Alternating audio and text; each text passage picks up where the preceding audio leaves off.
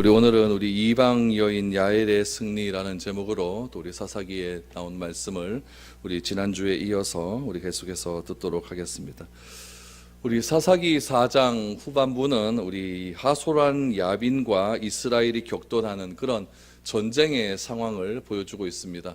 하소란 야빈의 군대 장관이었던 시스라가 어떻게 죽게 되었고 그 죽음 이후에 이스라엘에 어떤 평화가 임하게 되었는지를 우리에게 설명하고 있습니다. 이것은 이스라엘이 과연 이 세상에서 존재할 수 있을 것이냐 아니면 멸절될 것이냐를 결정짓는 아주 중요한 전쟁이죠. 가나안 왕 야빈에게는 철병거 900승이 있었고 또 강력한 군대 장관 시스라가 있었음에도 불구하고 결국에는 이스라엘을 이기지 못합니다. 이스라엘을 이기지 못하는데 이스라엘의 승리가 누구를 통해서 임하게 되냐면은 한 여인, 이방 여인 야엘이라고 하는 한 여인을 통해서 이스라엘의 승리가 다가오게 됩니다. 이때부터 하나님께서는 이방인들에 대한 하나님의 높고 위대하신 뜻을 계획하셨음을 또 알 수가 있게 되는 것이죠. 오늘 우리 11절부터 또 하나님께서 어떤 말씀으로 또 우리 사사시대 때 일어났던 또 구원의 일들을 우리에게 말씀해 주시는지 같이 한번 살펴볼 수 있기를 원합니다. 먼저 11절 말씀을 한번 보시죠. 모세의 장인 호밥의 자손 중 겐사람 헤벨이 자기 족속을 떠나 게데스에 가까운 사하나님 상수리 나무 곁에 이르러 장막을 쳤다라는 말씀으로 오늘 본문이 시작됩니다.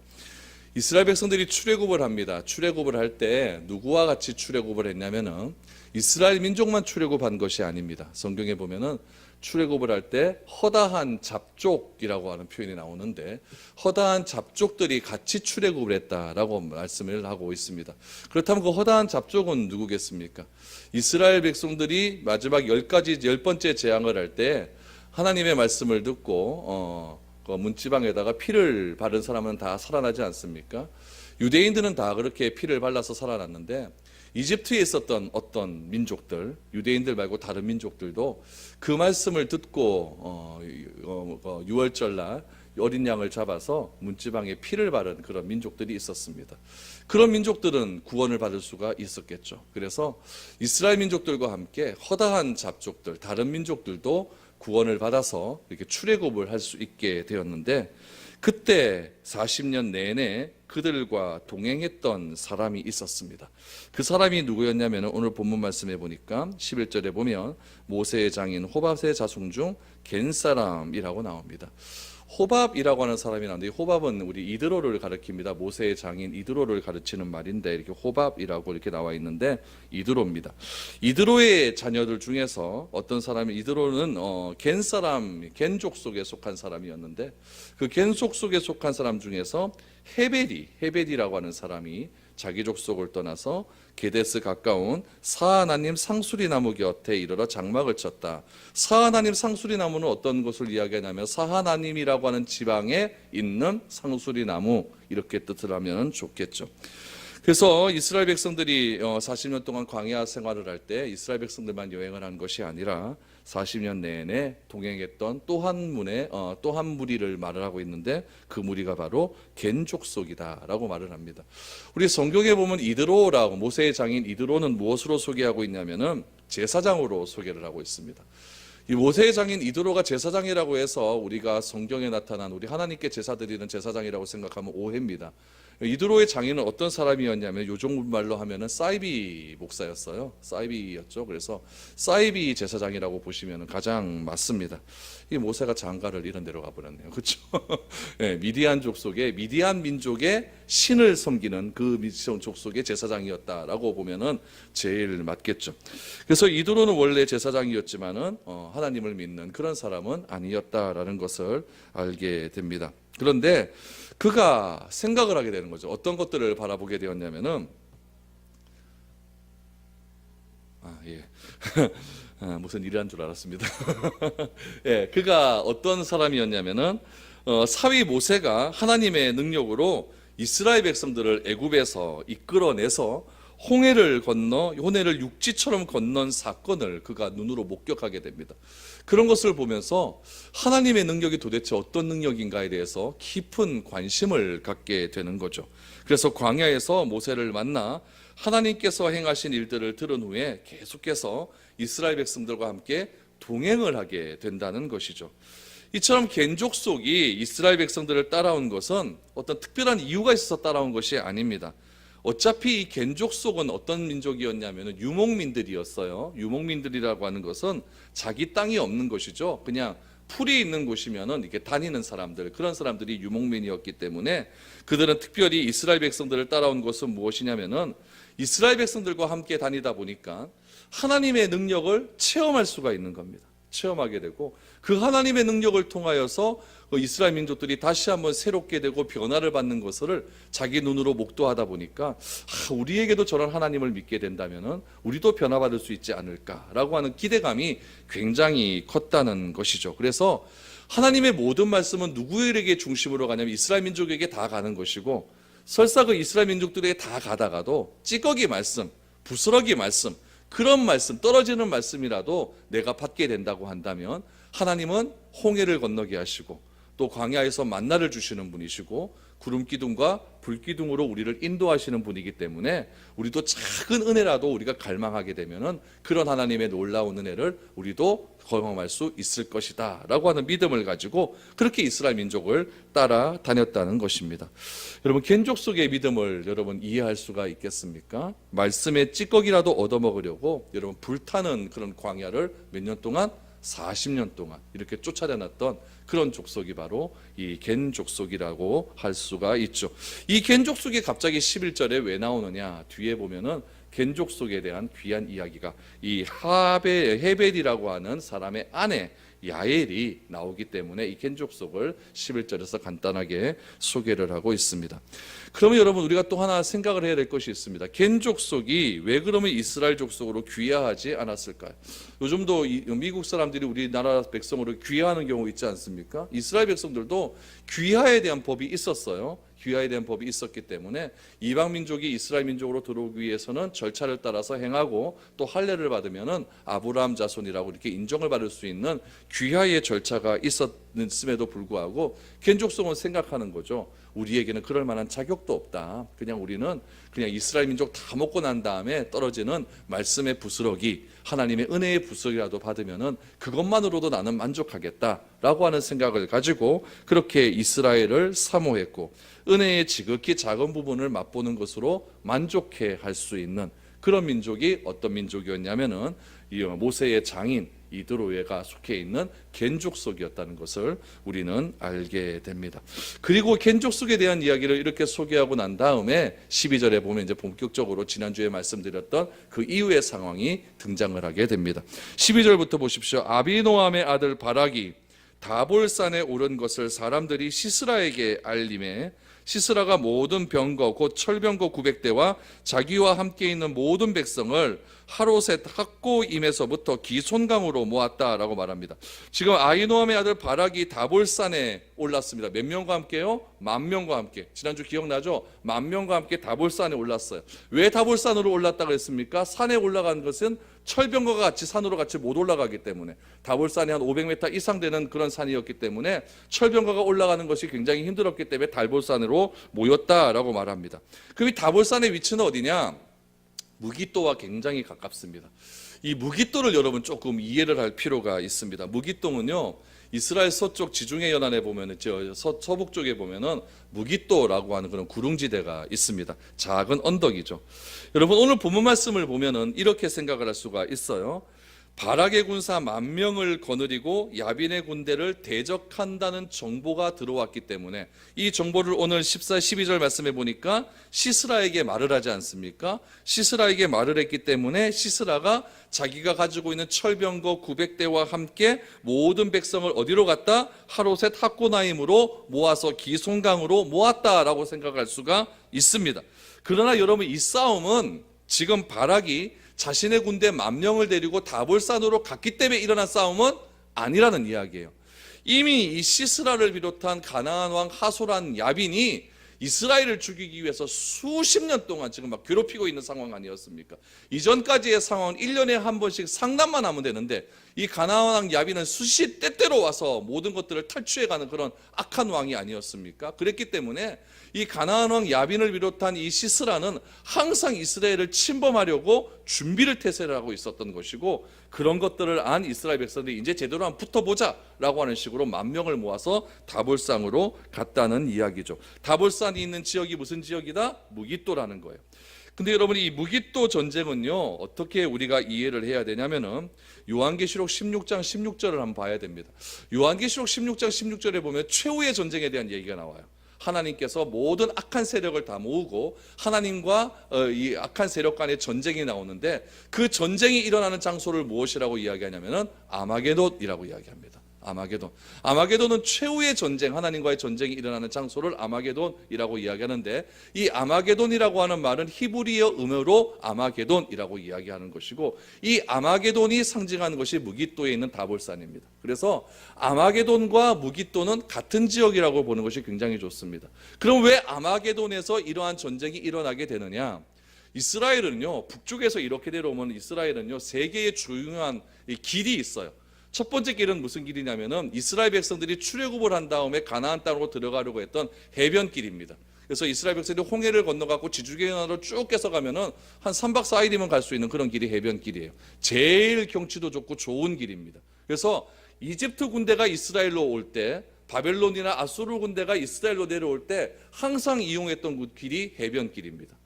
그리고 이스라엘 백성들이 광야에서 이제 40년 동안 뺑글뺑글 돌다가 이제 어떻게 가게 되냐면은 요단강을 건너서 가지 않습니까? 그 요단강을 건너서 가는 길을 무엇이라고 하냐면 왕의 대로라 그래요. 왕의 대로. 그래서 이 왕의 대로는 이스라엘의 그런 이방 나라들이 상인들이 많이 이용했던 그런 길들입니다. 이런 길들이 굉장히 많이 있는데, 딱 보면은 북쪽에서 이방 민족이 이스라엘 침범하러 내려오고 남쪽에서 애굽이 또 이스라엘을 침범하러 내려올 때 항상 맞닿는 지역이 어디냐? 무깃도라는 지역이에요. 그래서 구약 성경에 보면 이 무깃도라는 지역에서 전쟁이 굉장히 많이 일어났습니다. 무깃도는 전쟁의 도시예요. 그렇게 전쟁이 많이 일어났던 도시이기 때문에 요한계시록에서 말씀하실 때 어떻게 말을 하고 있냐면 최후의 전쟁도 무깃도에서 일어난다, 아마게돈에서 일어난다라고 말을 하고 있는 거예요. 그래서 이 아마게돈, 이 무깃도라고 하는 것은 그만큼 이스라엘 역사 가운데 전쟁이 많이 일어났던 그런 지역이다라는 이야기죠. 근데 오늘 이 무깃도가 지역에 있는 이 다볼산에서 지금 누가 붙냐면은 이스라엘 민족과 가나안 왕 하빈의 군대 장관이었던 시스라가 붙기 시작을 합니다. 그럼 이 전쟁은 단순히 그냥 국가 대 국가의 전쟁일 수 있지만, 우리가 좀 더 깊이 생각하면 이거는 누구와 누구와의 전쟁입니까? 진리와 비진리와의 전쟁이에요. 하나님과 하나님을 모르는 사람들과의 전쟁이에요. 하나님과 이방인들 간의, 하나님과 이방신과의 전쟁이라는 것을 우리는 알게 된다는 이야기입니다. 그래서 이 싸움은 굉장히 그런 의미에서 아주 중요한 싸움이라는 거죠. 그래서 이 다볼산의 싸움은 드보라와 바락에게는 아마게돈 전쟁과 똑같은 그런 싸움입니다. 먼 훗날에 예수님 요한계시록에 나타났던 것처럼 악한 세력과 하나님과의 세력이 싸우는 것처럼 오늘 이 전쟁은 드보라와 바락에게 있어서는 아마게돈 전쟁과 똑같은 그런 전쟁이었다는 것을 알 수가 있는 것입니다. 그런 전쟁이 많이 일어났기 때문에, 구약에서 너무나 많이 일어났기 때문에 요한계시록에서는 상징적으로 아마게돈 전쟁이라고 하고, 오늘 본문에서도 무깃도 지방에 있는 다볼산에서 지금 전쟁이 일어나고 있는 겁니다. 그러므로 이 전쟁은요 우리 땅 따먹기 하는 그런 전쟁이 아닙니다. 무슨 전쟁입니까? 이거는 영적인 싸움임을 알 수 있게 되는 겁니다. 보십시오. 시스라의 군대가 철병거 900승을 가지고 이제 기송강으로 왔습니다. 이건 왜 그렇습니까? 이스라엘 백성들이 반항의 비미가 보였기 때문이 아니라 오래전부터 얘네들은 이스라엘을 쳐부시려고 하는 그런 계획을 가지고 있었기 때문에 지금 그들은 기손강에 모였고, 하나님은 이런 이스라엘을 구원하기 위해서 어떻게 하십니까? 주부였던 여자 사사, 지난주에 누구? 드보라를 딱 건지시는 거예요. 드보라를 사용하셔서 이스라엘을 구원하고자 했죠. 그래서 드보라가 누구에게 말합니까? 바락에게 가서 저 가나안 왕 하빌의 군대를 쳐라 그랬더니 이 다 바락이 어떻게 얘기합니까? 쫄잖아요. 난 못 갑니다. 조건이 하나 있습니다. 누구랑 같이 가면? 당신이 나와 같이 가면. 쪼잔하게 남자가요, 그렇죠? 당신 여자가 같이 가면 내가 같이 가겠다. 그래서 드보라가 그렇다, 그럼 내가 같이 가겠다. 그러나 그 모든 전쟁의 승리의 영광은 네가 갖지 못하고 다른 사람에게로 돌아갈 것이다 라고 드보라가 예언을 하지 않습니까? 그 예언이 오늘 그대로 성취가 된다는 이야기예요. 여러분 14절 말씀을 보십시오. 드보라가 바락에게 이르되 일어나라, 이는 여호와께서 시스라를 내 손에 넘겨주신 날이라. 여호와께서 너와 앞서 나가지 아니하시느냐 하는지라. 이에 바락이 10,000명을 거느리고 다볼산에서 내려갔다라고 말합니다. 드보라가 여러분 바락에게 뭐라고 하면 일어나라 라고 얘기합니다. 지금 바락이 완전히 기가 죽어서 완전히 주저앉아 있기 때문에 일어나라 그렇게 얘기한 것이 아니에요. 지금 무엇이냐면은 믿음에 굳게 서라, 담대하라, 이런 의미로 일어나라 라고 이야기를 한 것이죠. 무기토 전쟁은 여러분 힘의 싸움이 아닙니다. 이 싸움은 진리와 비진리와의 싸움이며 오늘 하나님과 사탄 세력과의 싸움이라는 것을 알게 됩니다. 그렇기 때문에 드보라는 바락에게 담대하게 이야기합니다.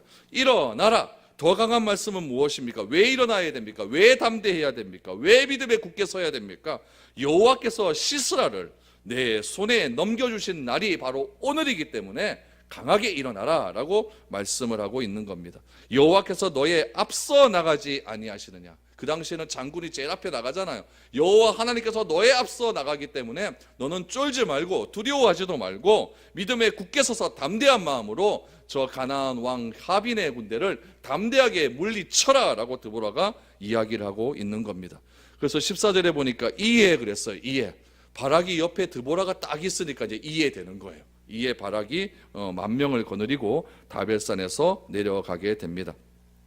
그럼 여러분 내려가서 싸웠어요. 이겼을까요? 졌을까요? 이겼어요. 이겼는데 사사기 4장 말씀에 보면은 어떻게 이겼는지 얘기는 하나도 나오지 않습니다. 어떻게 이겼는지. 어떻게 이겼는지를 나오는 장은 사사기 5장에 보면 나와요. 사사기 5장에 보면은 이 드보라라고 하는 사사가 가나안 왕 하빈을 다 물리치고 노래를 부릅니다. 찬양을 해요. 마치 홍해를 건너고 난 다음에 이스라엘 백성들이 챔버린을 치며 찬양을 했던 것처럼 오늘 본문 사사기 5장에도 보면은 여러분 1절에 보니까 이날 드보라와 아비노함의 아들 바락이 노래하여 이르되 그러지 않습니까? 노래를 합니다. 노래를 하는데 이 노래 속에서 어떻게 죽였는가가 나옵니다. 어떻게 승리했는가가. 여러분 다음 주에 하실 말씀 잠깐만 보시면은 5장 21절 말씀에 드보라의 노래를 보면은 전쟁을 할 때 기송강이 범람을 한 거예요. 기송강이 범람을 해서 시스라의 무리가 어떻게 됐다고 나옵니까? 표류했다라고. 표류했다. 이거는 여러분 강이 범람했다는 이야기예요. 여러분 갑자기 강이 범람한 이유가 어디에 있겠습니까? 멀쩡했던 강이 왜 범람할 수밖에 없었을까요?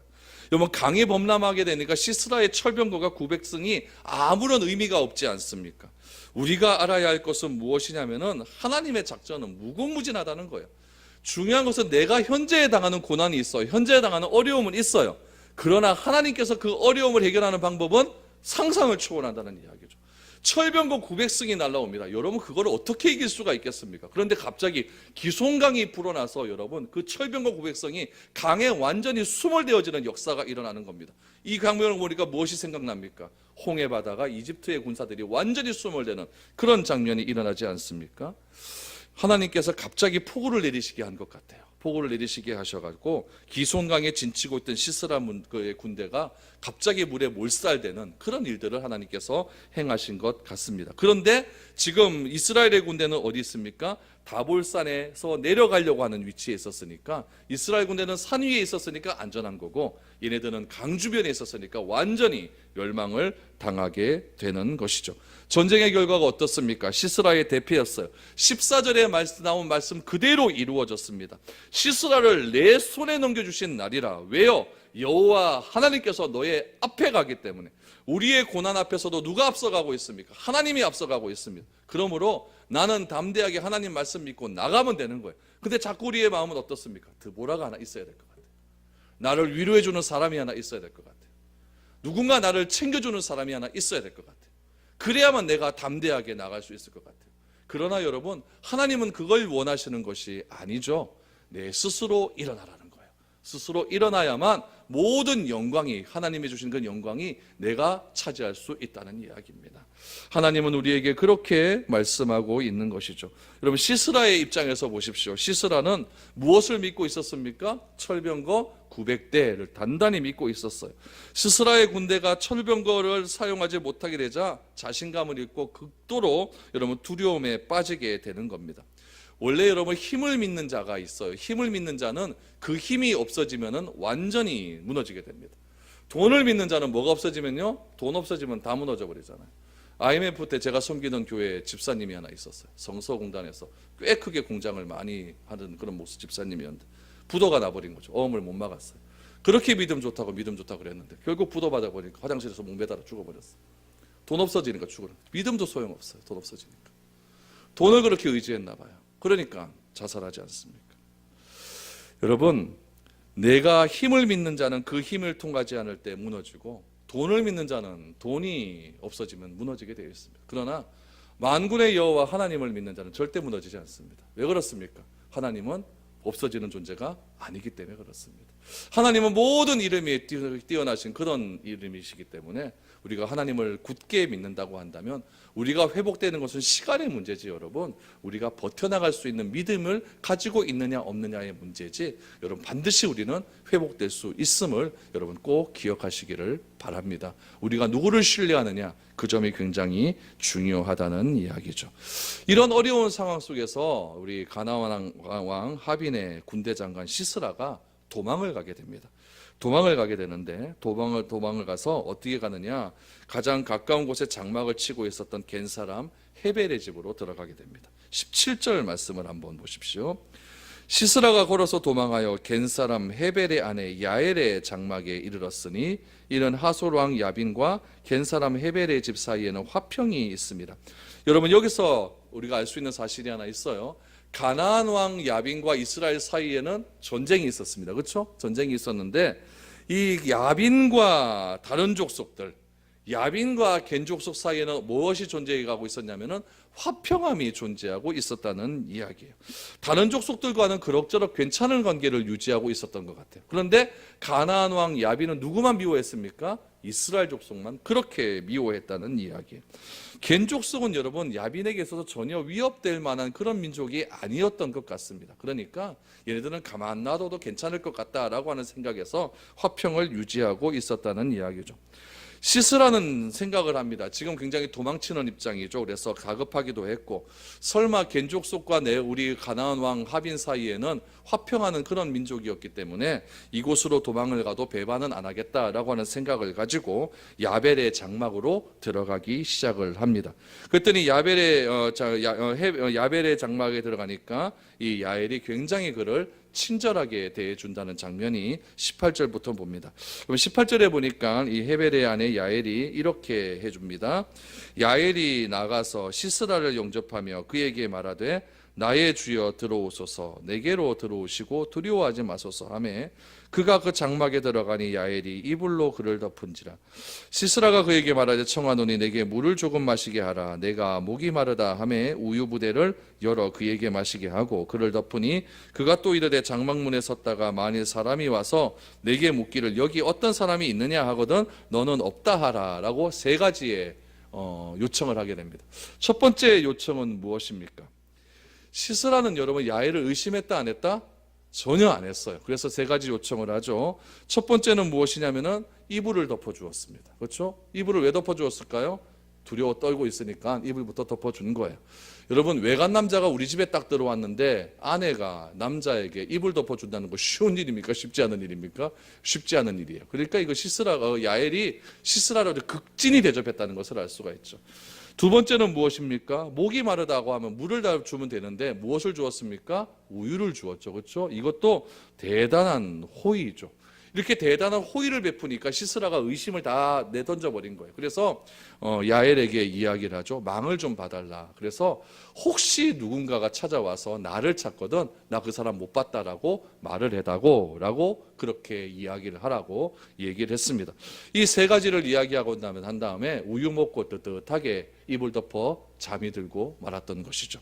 어떻게 되었습니까? 21절 보십시오. 그가 깊이 잠드니 헤벨의 아내 야엘이 장막 말뚝을 가지고 손에 방망이를 들고 그에게로 가만히 가서 말뚝을 그의 관자놀이에 박으니 말뚝이 꿰뚫고 땅에 박히니 그가 기절하여 죽으니라. 야, 여자 무섭습니다. 여자 손에는 항상 무기가 있어요. 부엌에 가보십시오. 무슨 무기가 있습니까? 칼이 있어요. 조심해야 됩니다. 조심해야 됩니다. 이거 겐족속은 뭐 하는 민족이라 그랬어요? 유목민이라 그랬죠. 유목민은 떠돌아다니는 사람들이에요. 그렇기 때문에 유목민들은 뭘 했냐면 남자는 양을 치는 거예요. 여자는 뭐 했을까요? 텐트 치는 거예요. 텐트 치는 거. 그러니까 이 유목민 여자는 장막 치는 일의 선수입니다. 선수예요. 그녀는 매일 말뚝 받는 것을 하는 거예요. 오늘 옮겨가면 말뚝 받고 와서 텐트 치고 저 가면 말뚝 받아 텐트 치고. 야엘은 시스라가 잠든 것을 보았어요. 그리고 장막에 말뚝 받는 그것을 가지고 들어가서 머리에 박아버렸어요.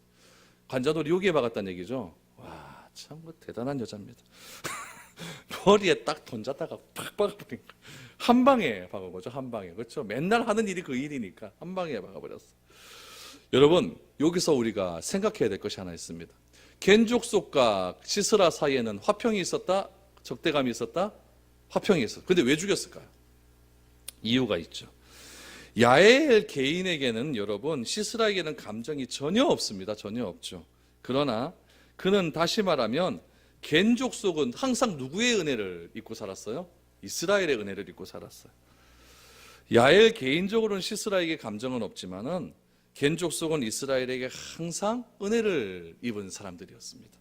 물론 자신이 이스라엘 백성들은 아닙니다. 그러나 이스라엘을 통해서 무엇을 경험했냐면은 하나님은 진짜 살아계시고 하나님의 은혜가 자기 족속에게도 흘러 들어온 것을 그는 체험한 신앙이었다는 것을 알 수가 있는 것이죠.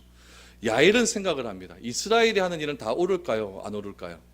옳을 수도 있고 옳지 않을 수도 있죠. 그렇죠? 다 옳은 것은 아니지만 야빈이 이스라엘을 멸절시키는 것은 정말 옳은 일이 아니라는 것을 이 야엘은 믿고 있었다는 거예요.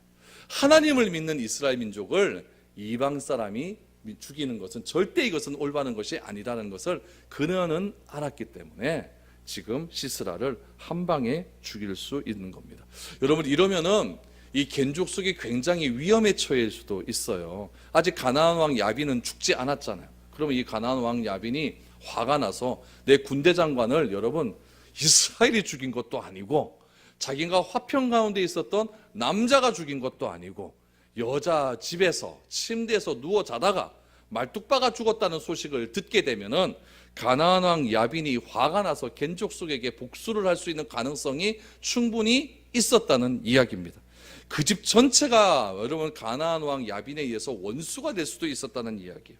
그럼에도 불구하고 야엘은요 배신하지 않았어요. 누구를요? 하나님을 믿는 이스라엘을 배신하지 않았어요. 다른 사람 같았으면 시스라가 어디 있는지 바락에게 알려주는 것만으로도 할 일 다 했다고 생각할 수 있습니다. 그러나 야엘은 자기가 직접 이 일을 끝내기도 했어요. 그래서 시스라의 머리를 말뚝으로 박아서 영원히 도망칠 수 없게 만들어 버린 거죠. 여러분, 이 일을 가만히 보니까 누가 생각이 납니까? 가나안 땅에 처음 들어갔을 때 기생 라합이 생각나지 않습니까? 라합도 첩자를 살려주지 않습니까? 아주 위험한 처에서 살려주고 그 첩자로부터 하나님의 귀한 은혜를 얻어서 그 라합의 집이 구원을 받는 일들이 일어나지 않습니까? 오늘 본문 말씀 속에서도 이 야엘이라고 하는 여인은 이스라엘을 하나님, 이스라엘이 믿는 하나님을 너무나 잘 알았다는 이야기죠. 그러면은 야엘이 이스라엘을 믿는 하나님을 알 수 있는 방법은 무엇이었습니까? 누구를 통해서? 이스라엘 민족을 통해서 하나님을 알게 되었다는 이야기예요. 가장 큰 승리의 상급은 누구에게 돌아갑니까? 이방 여인 야엘에게 돌아갔어요. 야엘이 이렇게 큰 일을 할 수 있었던 이유는 무엇이냐면은 이스라엘 민족이 신실하게 하나님을 섬기고 따랐고 그 따름을 통해서 하나님이 주신 은혜를 이스라엘이 충만하게 받았던 것을 누가 봤냐면은 야엘이 눈으로 봤기 때문에 그래요. 우리의 삶을 통하여 믿지 않는 이방 사람들이, 믿지 않는 사람들이 변화될 수 있는 이유가 바로 여기에서 나옵니다. 하나님이 우리 믿는 그리스도인들에게 많은 은혜를 베풀어 주시기로 다 작정이 되어 있어요. 뜻이 하늘에서 이루어진 것 같이 땅에서도 이루어지리라는 말은 무엇이냐면은 하나님의 뜻은 다 지금 하늘에서 이루어졌어요. 그 하나님의 뜻이 이 땅에서 이루어지는 것은 시간 문제입니다. 언제 이루어지는가 거기에 달려 있어요. 그럼 우리가 해야 할 일은 무엇입니까? 하나님의 뜻이 이미 하늘에서 이루어졌기 때문에 나는 그 하늘에서 이루어진 뜻이 반드시 나를 통하여 이루어질 것이라는 것을 믿고 나는 버티면 되는 겁니다. 그 버티는 힘이 어디서 나옵니까? 하나님의 말씀을 통해 나와요. 하나님을 믿음을 통해 나와요. 하나님을 신실하게 믿는 그 믿음을 통해 나올 수 있다는 이야기. 그것을 저버리고 나면은 나나 예수님을 못 믿는 사람, 안 믿는 사람이 똑같아질 수밖에 없어요. 하나님은 우리에게 말씀하십니다. 끝까지 참고 인내해라. 우리의 삶을 통해, 우리를 통해서 복음이 증거될 수 있는 방법은 오직 이 방법밖에 없습니다. 내가 신실한 하나님의 사람으로 바로 서 있기 위해서는 하나님의 뜻이 나에게 이루어질 때까지 그 믿음 가지고 잘 이겨내시면 됩니다. 현재의 삶이 비록 힘들고 어려운 삶을 산다 할지라도 오늘 이 야엘의 삶을 한번 보십시오. 이 야엘의 삶도 야엘도 여자 아닙니까? 여자가 가지고 있는 하나의 소원은 무엇입니까? 가정이 평안하는 거예요. 가정이 평안하려면 우리 남편이 좀 돈도 좀 잘 벌어 와가지고 나에는 손에 물 한 모금 이렇게 묻히지도 않고 좀 잘 됐으면 좋겠는데, 이 야엘이라고 하는 여자는 유목민족에게 시집 와가지고 맨날 하는 일이 무엇입니까? 말뚝 박는 일이에요. 이런 일 누가 하고 싶어 하겠습니까? 그러나 이 야엘은 자기가 비록 천한 일을 한다 할지라도 그 천한 일 때문에 자기 가족을 원망하는 것이 아니라 하나님께서 주신 이스라엘 민족에게 주신 그 놀라운 은혜를 날마다 바라보면서 하나님께서도 나에게도 이러한 상황 가운데서 은혜 주실 것이라는 것을 믿고 참고 버티고 인내하고 나갔다는 거예요. 그 인내의 힘이 누구에게 닿아왔을까요? 이스라엘이 복받는 그런 은혜의 삶을 바라볼 때에 나도 그렇게 이루어질 것이라는 것을 믿고 있었다는 이야기죠. 그렇다면 여러분, 우리의 삶이 너무너무 중요한 겁니다. 교회에서의 삶이야 뭐 다 믿는 사람들끼리니까 뭐 그럴 수 있어요. 믿지 않는 사람들과 살아가고 있는 그런 곳이 어디입니까? 여러분들의 일터예요. 일터에서 잘 하셔야 됩니다. 여러분은 아파트에서 잘 하셔야 됩니다. 그래야만 믿지 않는 사람들이 우리의 삶을 보고 하나님을 알아갈 수가 있다는 이야기예요. 비록 그 겐 족속이 이스라엘 족속으로 들어오지 않는다 할지라도, 믿지 않는 사람이 비록 교회로 들어오진 않는다 할지라도 나를 통해서 하나님을 조금씩 알아간다고 한다면 그 사람을 통해서 하나님의 일이 어떻게 역사할 줄은 아무도 모릅니다. 오늘 야엘이 이렇게 하나님의 놀라운 일들을 했던 것처럼 말입니다.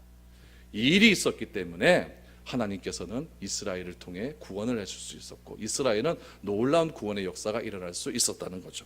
23절부터 보십시오. 이와 같이 이날에 하나님이 가나안 왕 야빈을 이스라엘 자손 앞에 굴복하게 하신지라. 이스라엘 자손이 손이 가나안 왕 야빈을 점점 더 눌러서 마침내 가나안 왕 야빈을 전멸하였더라. 아멘. 마침내가 중요합니다. 점점 더 눌러서 인내의 시간이 필요했다는 이야기예요. 점점 더 눌러서 마침내 가나안 왕 야빈을 진멸하니라. 우리의 삶은 사탄과의 전쟁과의 싸움입니다. 가치관의 전쟁과의 싸움입니다. 이 가치관의 전쟁에서, 우리가 사탄과의 전쟁에서 한 번에 이길 수는 없다 할지라도 점점 우리가 성화되어 나아가는 삶을 통해 주께서 다시 재림하는 그 순간에 우리는 완전히 사탄의 손을 물리치고 영화로운 구원의 영광에 이르게 될 것이라고 하는 그런 놀라운 진리가 오늘 본문 말씀에 나타나 있는 것입니다. 여러분, 육체를 위해 살아가는 사람, 육체의 열매에 걸리겠죠. 돈 벌려고 평생 쫓아다니는 사람은 돈 번 것으로 만족하는 삶 살겠죠. 은혜니 하나님 나라니 그런 것은 교회에서 일이고, 나는 세상 살아가려면은 돈도 있어야 되고 권력도 있어야 되고 뭐 이런 것도 있어야 된다라고 생각하면서 교회는 하나님 나라, 세상은 돈, 이렇게 생각하는 사람은 그렇게 살 수밖에 없습니다. 그러나 부스러기 은혜라도 하나님께서 나에게 베풀어 주시면은 나는 하나님 나라의 귀한 주인공이 될 수 있다라고 하는 그런 믿음을 가지고 살아나갔고, 또 나를 통하여서 하나님이 주신 놀라운 은혜를 목도한 어떤 사람이 변화되어서 하나님 나라의 귀한 일이 이루어져 간다고 한다면 나는 하나님께로부터 참으로 복받은 인생이다 말을 할 수 있을 것입니다. 현재의 삶에 여러분 주저앉아 있지 마시기를 바랍니다.